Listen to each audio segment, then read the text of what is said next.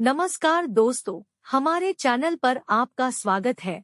आज के इस वीडियो में हम व्यक्तिगत वित्त प्रबंधन की अहमियत को समझेंगे और जानेंगे कि कैसे आप अपनी आय, खर्च, बचत, निवेश और कर्ज का प्रबंधन कर सकते हैं।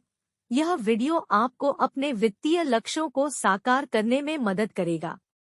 बजट बनाना और उसका पालन करना। बजट बनाने का मतलब है अपनी आय और व्यय का सही आकलन करना। मान लीजिए आपकी मासिक आय 50,000 रुपए है, तो आपको अपने खर्चों को इस तरह से बांटना चाहिए कि आपकी जरूरी खर्च, बचत और निवेश के लिए पर्याप्त राशि बचे। उदाहरण के लिए 20,000 रुपए जरूरी खर्चों के लिए, 10,000 रुपए बचत के लिए और 5,000 रुपए निवेश के लिए आरक्षित कर सकते हैं और शेष 15,000 रुपए अन्य व्ययों के लिए उपयोग कर सकते हैं। आय के स्रोतों का विविधीकरण। अपनी आय के स्रोतों को विविध बनाने का मतलब है अतिरिक्त आय के अवसर तलाशना। यदि आप एक पूर्णकालिक नौकरी करते हैं, तो आप साइड बिजनेस, फ्रीलांस प्रोजेक्ट्स या ऑनलाइन कोर्सेज सिखाकर अतिरिक्त आय अर्जित कर सकते हैं। इससे आपकी आर्थिक सुरक्षा बढ़ेगी और आप अप्रत्याशित वित्तीय संकटों से निपटने में सक्षम होंगे। बचत और निवेश। बचत का मतलब है आपकी आय का एक हिस्सा सुरक्षित रखना। जैसे अगर आपकी मासिक आय 50,000 रुपए है, तो आपको कम से कम 20% यानी 10,000 रुपए बचत के रूप में रखना चाहिए। वहीं निवेश का मतलब है अपनी बचत को ऐसे विकल्पों में लगाना जहां से आपको अच्छा रिटर्न मिल सके। उदाहरण के लिए आप म्यूचुअल फंड्स, स्टॉक मार्केट या सोने में निवेश कर सकते हैं। यह आपकी बचत को बढ़ाने में मदद करेगा। ऋण प्रबंधन।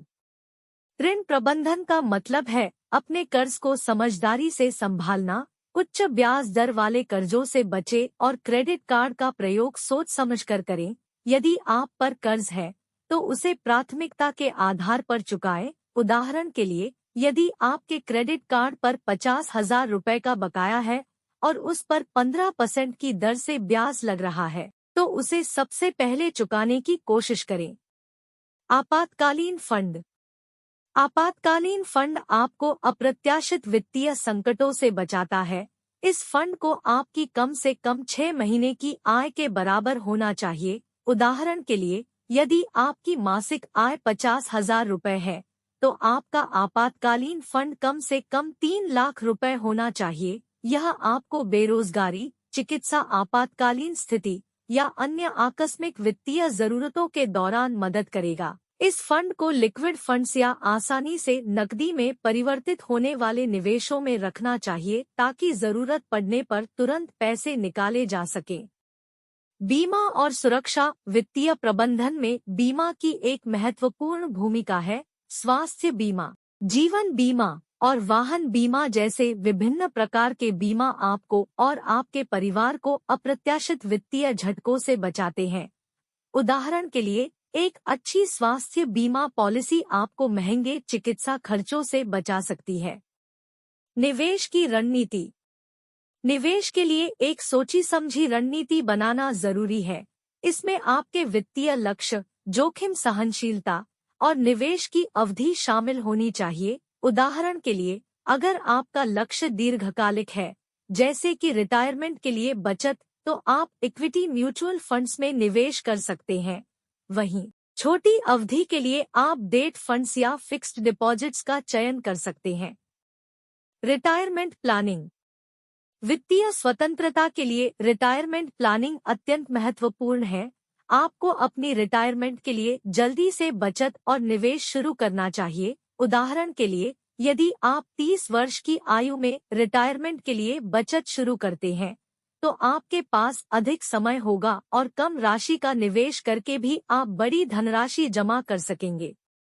वित्तीय शिक्षा और साक्षरता। वित्तीय साक्षरता आपको समझदारी से वित्तीय निर्णय लेने में मदद करती है। वित्तीय शिक्षा के लिए विभिन्न स्रोतों जैसे किताबें, ऑनलाइन कोर्सेज, वर्कशॉप्स आदि का उपयोग करें। जितना अधिक आप सीखेंगे, उतना ही बेहतर आप अपने वित्तीय भविष्य को आकार दे पाएंगे। व्यक्तिगत वित्त प्रबंधन एक जरूरी कौशल है जो आपको वित्तीय स्थिरता और स्वतंत्रता की ओर ले जाता है। इस वीडियो में दिए गए सुझावों का अनुसरण करके आप अपने वित्तीय लक्ष्यों को सफलतापूर्वक प्राप्त कर सकते हैं। अगर आपको हमारा वीडियो पसंद आया हो तो लाइक करना और सब्सक्राइब करना न भूलें। धन्यवाद।